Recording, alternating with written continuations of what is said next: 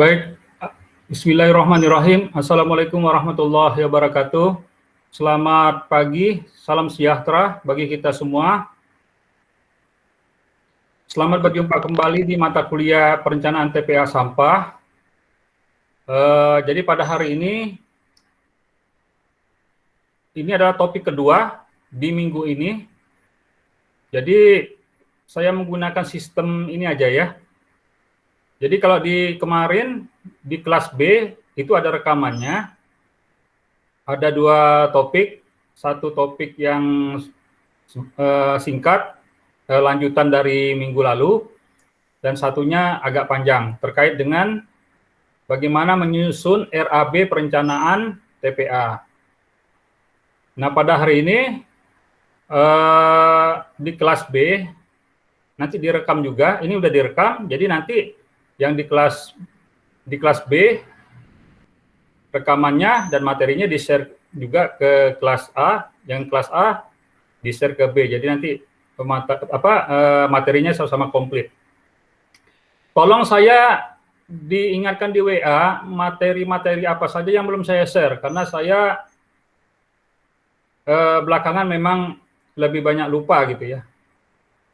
Nah pada hari ini di kelas A saya akan menyampaikan mata kuliah overview teknis operasional TPA sampah. Jadi ini merupakan udah topik-topik yang terakhir ya, seperti RAB itu kan, overview teknis operasional ini,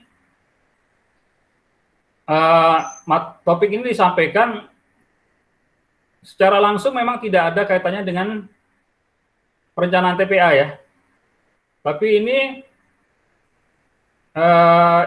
istilahnya sekali mendayung dua pulau terlewati gitu. Artinya materi teknis operasional saya berikan, tapi di dalamnya itu ada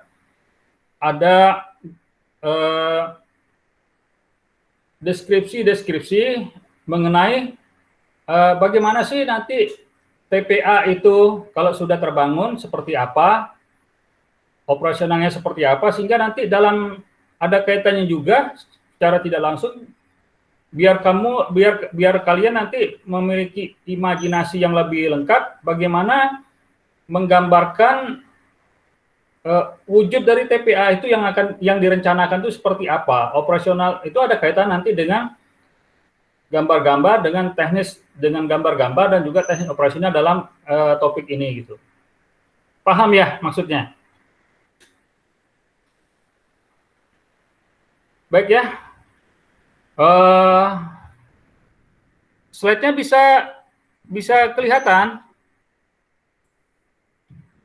Halo? Bisa, Pak. Suara saya jelas kedengaran? Jelas, Pak. Oke deh, lanjut ya. Nah ini sarana utama TPA sampah ya.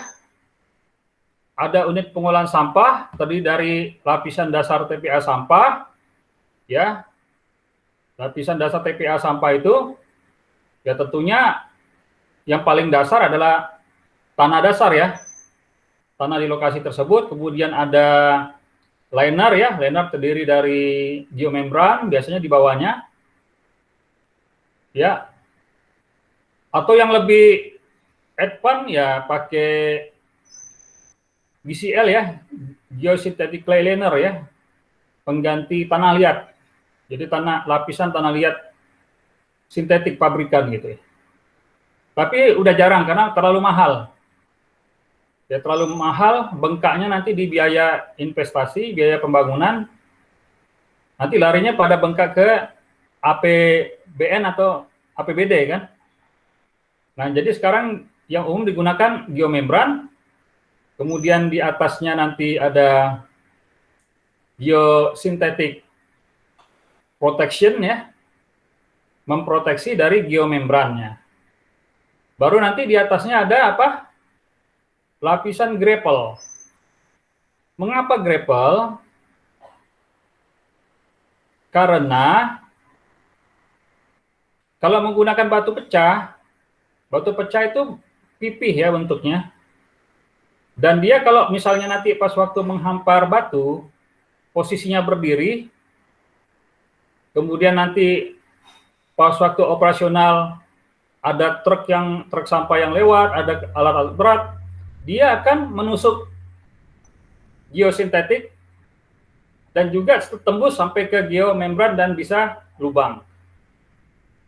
Sehingga nanti ada kebocoran air lindi masuk ke sistem air bawah tanah ya. Oke. Jadi tidak disarankan, bahkan harus dihindari penggunaan batu pecah. Gunakan grapple, batu kali itu, karena bentuknya opal. Ya. Karena nanti dalam waktu pembangunan kan tidak mungkin menyusun batu satu-satu kan, pasti dihamparkan, diratakan. Nah, kemungkinan untuk posisi berdiri kalau menggunakan grapple sangat kecil, atau boleh katakan sangat kecil sampai ke kemungkinan kecil. Kalaupun berdiri, dia tidak setajam batu pecah, gitu ya. Nah, kenapa dikasih lapisan grapple di atasnya? Untuk melindungi langsung terhadap roda-roda truk dan alat berat. Kalau tidak dikasih grapple langsung ke geosintetik, otomatis pasti langsung koyak, karena geosintetik itu kita mudah koyak ya, mudah koyak. Kita dengan pisau aja bisa ngoyaknya. Gitu ya. Nah, jadi grapple di bawahnya geosintetik protection. Jadi geosintetik itu ada dua jenis, geosintetik protection untuk melindungi dan geosintetik filtrasi, berfungsi sebagai pengalir air lindi gitu ya. Baru di bawahnya adalah geomembran. Geomembran ini yang lapisan kedap air. Kemudian sebelum geomembran di atasnya sistem perpipaan lindi yang tersambung secara vertikal nanti dengan sistem perpipaan gas bionya gitu. Baru lapisan penutup sampah, ada lapisan penutup sampah harian ya. Dan juga ada lapisan penutup sampah, misalnya untuk kontrol landfill, itu penutupan sampahnya itu tidak harian. Kalau sanitary landfill, dia harian. Kalau kontrol landfill, ini yang membedakan sistem kontrol landfill dan sanitary landfill itu pada pengoperasian penutupan tanahnya. Lapisan penutup sampahnya. Kalau sanitary landfill itu harian, tapi kalau kontrol landfill itu 5-7 hari baru dia ditutup. Kemudian sarana utama yang kedua adalah unit pengolahan lindi ya, udah kita bahas. Kemudian unit pengolahan gas bio, nanti setelah gas bio atau gas sampah itu disalurkan melalui perpipaan gas bio itu, kemudian diapakan? Apakah dibakar, misalnya seperti dulu di TPA ada gas flaring ya, dibakar atau dimanfaatkan untuk energi, untuk listrik. Kemudian sarana utama yang lain adalah alat berat dan truk pengangkut tanah. Di dalam unit pengolahan sampah terdapat kegiatan penerimaan sampah, penimbunan sampah, kemudian penutupan sampah, perataan gitu ya. Kemudian penanganan sampah pada kondisi khusus. Nah, dalam operasi dan pemeliharaan unit pengolahan sampah ada penerimaan sampah, penimbunan sampah. Ya, penerimaan sampah itu dilakukan pencatatan biasa ditimbang ya pas waktu penimbangan sampah ya. TPA itu disarankan memiliki jembatan jembatan timbangan atau timbangan untuk sampah. Modelnya seperti timbangan yang digunakan oleh Dinas Lalu Lintas Jalan Raya. Itu ada di tempat kita itu di sekitar Batu Layang itu, kalau truk-truk yang mau masuk ke Kota Pontianak kan ditimbang dulu. Nah, seperti itu. Kemudian ada pos penerimaannya, di situ pencatatannya ya. Kemudian melakukan penimbunan sampah, penutupan sampah ya, perataan, kemudian penimbunan sampah ini ada dua kegiatan, penimbunan atau reload sampah, kemudian perataan sampah, dan ada tiga bahkan, ada pemadatan sampah. Penerimaan sampah, penimbunan ini ada tiga kegiatan, reload sampah, ya. Reload itu membongkar ya, membongkar sampah, kemudian meratakan sampah, dan memadatkan sampah. Penutupan sampah itu dengan tanah penutup. Kalau sanitary landfill dengan tanah penutup harian, kalau kontrol landfill 5-7 hari. Disarankan tidak lebih dari 7 hari. Tergantung kemampuan finansial dari Pemda. Kemudian penanganan sampah di TPA pada kondisi khusus terkait dengan beban sampah berlebih. Misalnya pada waktu musim hari raya, musim buah, ya, musim libur dan sebagainya kan. Atau pada waktu musim ada perayaan-perayaan atau event-event tertentu, itu pasti sampah fluktuasinya meningkat. Kemudian pada saat hujan, nah ini perlu penanganan khusus.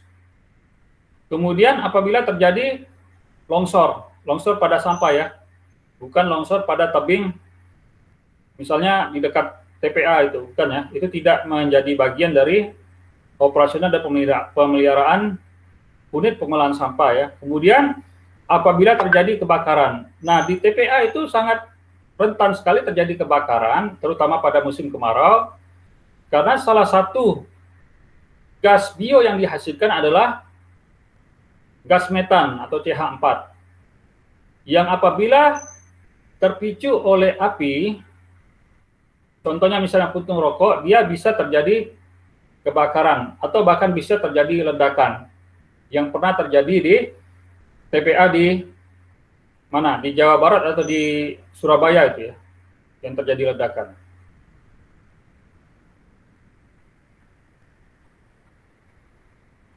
Penerimaan sampah tadi udah dijelaskan, ada pencatatan, ada pos pencatatan, ada petugas ya. Bisa dilakukan dengan jembatan timbang maupun dengan manual. Nah, bagaimana dengan cara manual? Nah, mungkin biasanya kalau TPA-TPA di kabupaten yang bukan di ibu kota provinsi itu umumnya tidak ada jembatan timbang, atau ada jembatan timbang tapi tidak beroperasi, mungkin mengalami kerusakan yang agak lambat perbaikannya, ya, atau pada waktu pengadaan tidak lengkap ya datang, sehingga pencatatan tetap harus dilakukan secara manual. Cara manualnya adalah dengan menghitung volume sampah. Sama persis dengan kalau kita melakukan survei sampah, metode survei sampah tipe 2, yaitu metode load count. Kalau metode load count kan yang dihitung, yang diukur di TPS-nya kan, atau di bak kontainer pada kontainer amrol. Mirip dengan apa? Dengan yang dilakukan pada truk sampah yang datang, diukur volumenya, panjang kali lebar kali tinggi, mungkin bahkan kadang-kadang sampah itu akan melebihi daripada volume dari kontainernya, volume dari bak sampahnya. Kadang-kadang kan ditambah extend ya, dengan papan gitu, itu dihitung sampai ketinggiannya, sampai ke semuanya itu ya. Nah, ini bagan alir ya. Ini silakan dibaca aja, tadi penjelasannya tadi sudah, cepat saja. Kemudian ini alur. Nah, ini gambar-gambar inilah yang akan memberikan tambahan imajinasi kamu untuk membuat set plan kan. Jadi mulai dari sini pintu masuk ini biasanya ada pintu gerbang TPA ya. Pintu gerbang TPA, ini ada pos jaga, ini timbangan ya. Timbangan ini. Ya. Kemudian kendaraan ini. Nah, disinilah zona timbunan sampah ini. Nah, untuk naik biasanya zona timbunan sampah ini dia merupakan zona yang terisolasi dengan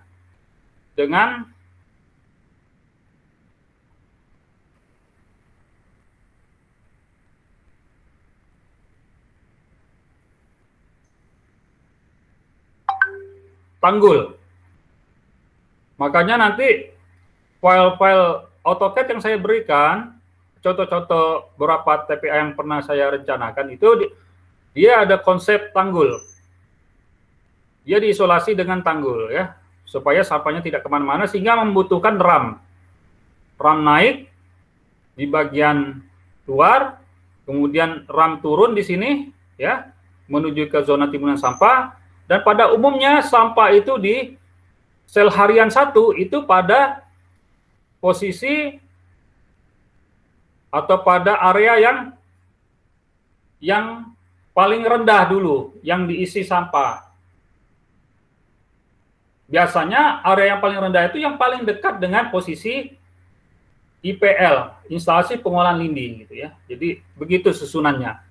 Jadi kalau misalnya kalian mau nyusun set plan nanti di tugas besar nanti, saya kan akan kasihkan peta kontur. Saya minta pertama yang kalian konsep adalah set plan-nya, itu dilihat, dibaca kontur yang paling rendah mana, di situ posisi instalasi pengolahan lindinya. Dan di dekat situ, itulah ujung daripada zona timbunan sampah. Nanti disitulah awal-awalnya sampah akan diuruk, diratakan dan dipadatkan mulai dari sel 1 sampai sel terakhir. Gitu.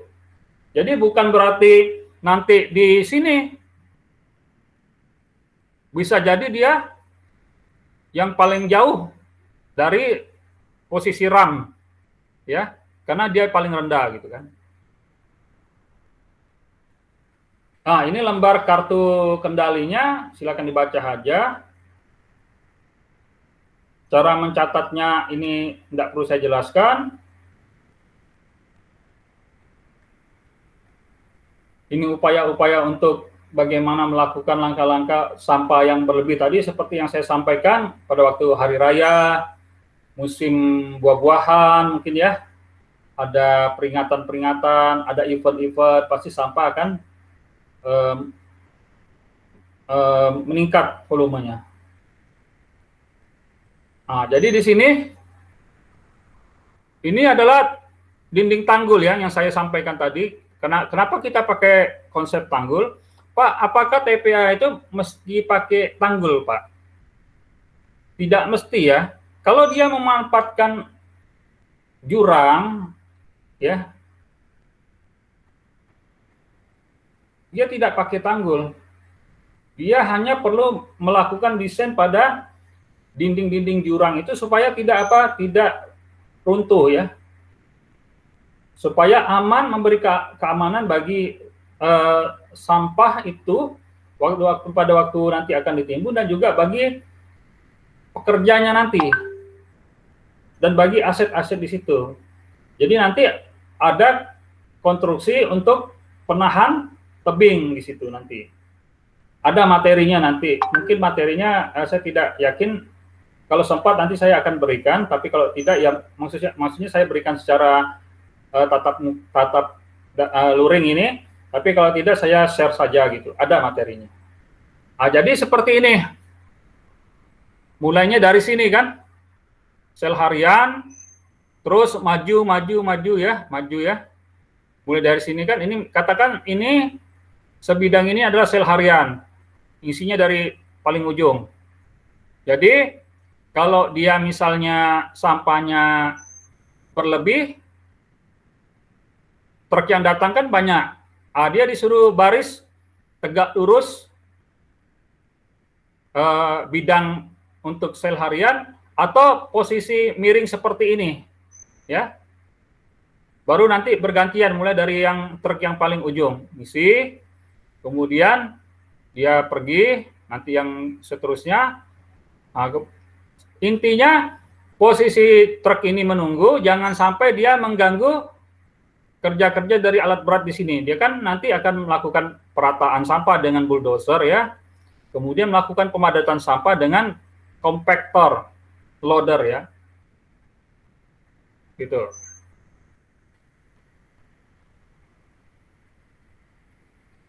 Pak, mengapa sampah itu harus dipadatkan, Pak? Supaya memberikan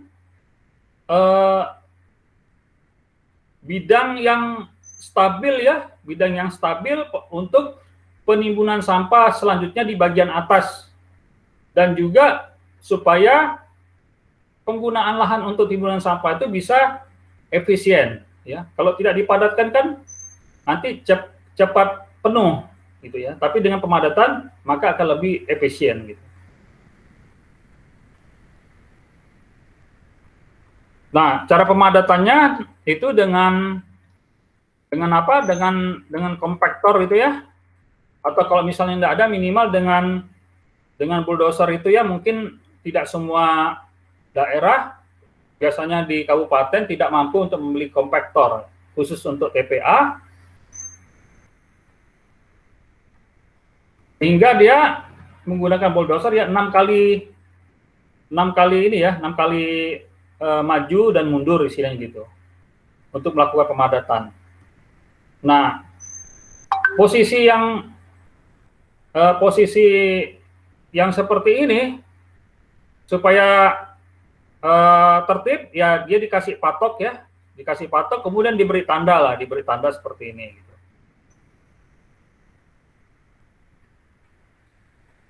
Jadi seperti itu, ya. Ini ilustrasinya, sel 1, kemudian tingginya berapa, Pak? 0,5 stop, ya. Nanti di atas lagi tambah 0,5, dipadatkan lagi. Jadi 0,5 padatkan, di atasnya lagi 0,5 padatkan sampai 3 kali, 0,5 terakhir. Jadi ketinggian sel harian adalah 1,5 meter. Nah, kalau udah penuh, hari besoknya pindah ke sebelah, ya, pindah ke sebelahnya, sel 2. Nah, hitungannya ada seperti ini, faktor pemadatannya 0,3 sampai dengan 0,4, tidak sampai 0,5, gitu, ya. Sebenarnya kalau misalnya ini faktor pemadatan 0,3 sampai 0,4 ini, kalau menurut saya itu minimal. Kalau memang bisa lebih dari 0,5, seperti menggunakan kompaktor yang digunakan di Kota Kucing, ya, yang pernah waktu itu mahasiswa angkatan berapa, ya, sempat waktu itu di mata kuliah ini kita kuliah lapangannya ke Kucing, ya. Karena ini COVID tidak bisa, ya, itu menggunakan kompaktor yang memang khusus untuk sampah. Itu setelah sampah itu dipadatkan dengan menggunakan itu bisa menjadi fondasi untuk jalan malah. Jadi ini silakan dibaca ini, ya. Mulai dari gambar 1, 2, dan 3, ya, ilustrasinya. Tadi penjelasan saya sudah, ya, sudah ada penjelasan saya, gitu. Ya, jadi nanti susunannya seperti ini, ya. Setelah terisi penuh, nah, baru yang seperti ini, kemudian kalau sudah terisi sejajar dengan tanggul, itu yang disebut dengan lip 1. Baru nanti naik ke lip 2, sampai ke lip 3, ya. Umumnya sampai lip 3, gitu. Nanti ada gambarnya. Ini silakan baca saja, ya. Lebarnya berapa, Pak? Lebarnya 10 meter, ya. untuk sel harian itu tingginya 1,5, panjangnya 30 meter. Ini ya.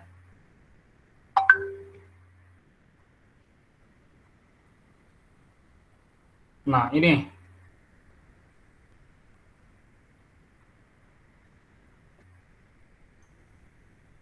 Jadi 1,5 ya. Inilah yang disebut dengan kalau dia sejajar dengan tanggul ya. Ini tanggul di sini. Jadi ini ada kemiringan tanggul kan. Berarti di sini jalannya di atasnya kan. Itu lip 1. Kemudian naik lagi. Ya, naik lagi. Biasanya kan 5 meter. Lip 1 5 meter, lip 2 5 meter, lip 3-nya 5 meter. Jadi 15 meter umumnya gitu. Bisa lebih tergantung besarnya atau luasannya dari TPA. Nah, seperti itu. Lip 3 lip ya.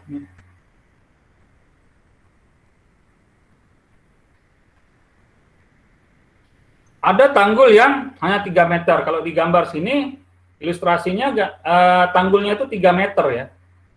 Makanya susunan gambar ini 3 meter. Nah, yang ini kan sebenarnya tingginya setinggi tanggul. Tanggulnya ada di samping kanan kirinya gitu. Naik ke atas ya, disisakan sekitar 4 meter di sini ya untuk truk ya, truk untuk melakukan mobilisasi, bergerak ya. Kemudian ini ada keterangan kemiringannya ya, kemiringannya sudah ada keterangan di sini ya, 1:3 katakanlah gitu ya. Kemudian ketebalan tanah penutup akhir itu 60 cm, jadi ada penutup harian itu tadi 15 cm ya. Jadi setelah sel harian setinggi 1,5 meter ditutup dengan tanah harian setinggi 15 cm. Baru tanah penutup antara, jadi sebelum naik ke lip 2, sampah ditutup dengan tanah penutup antara setebal 30 cm. Baru naik sampah sel harian 1 di lip yang kedua, gitu ya. Setelah penuh, ditutup lagi dengan tanah penutup antar 30 cm lagi, naik ke lip 3, baru mulai lagi sel 1 dan seterusnya pada lip 3. Gitu. Gambarnya secara keseluruhan seperti ini ya. Silakan. Nah, disinilah saya ingin supaya lebih mantap nanti pemahaman kalian, green belt ini yang disebut juga buffer zone. Kalau saya memahami seperti ini, istilah green belt adalah buffer zone yang dibangun atau dibuat dengan penanaman pohon tegakan ya, bukan pohon perdut, pohon tegakan yang berada di dalam area TPA, itu green belt. Tetapi istilah buffer zone itu yang ada di sekitar areal TPA itu buffer zone. Itu menurut pemahaman saya. Ya. Kalau misalnya TPA dibangun di areal yang masih hutan, katakan bukan hutan lindung ya, hutan lindung tidak boleh. Misalkan hutan konversi gitu ya. Di sekitarnya kan masih banyak pohon, dibiarkan, tidak ditebang gitu, itu bonus peruntukan bagi buffer zone. Nah, kita sebagai tanggung jawab untuk pengelolaan di dalamnya, kita tanam juga minimal 5 meter dari batas luar sekeliling areal dibangun tegakan ya, yang rindang intinya gitu ya. Silakan, terutama pada jenis pohon yang memiliki fungsi penyerapan penyerapan gas polutan. Itu lebih diutamakan gitu ya. Kemudian selain fungsinya untuk penyerapan itu juga fungsinya adalah untuk apa? Untuk meredam pergerakan angin supaya bisa meredam penyebaran vektor lalat. Ya, sebagai vektor kontrol ya, kontrol untuk vektor terutama lalat. Karena lalat ini kan bergerak mengikuti pergerakan angin. Kalau dengan adanya green belt dan buffer zone, maka pergerakan angin itu bisa dikurangi sehingga pergerakan lalat itu tidak jauh. Dampak dari kehadiran lalat di TPA itu tidak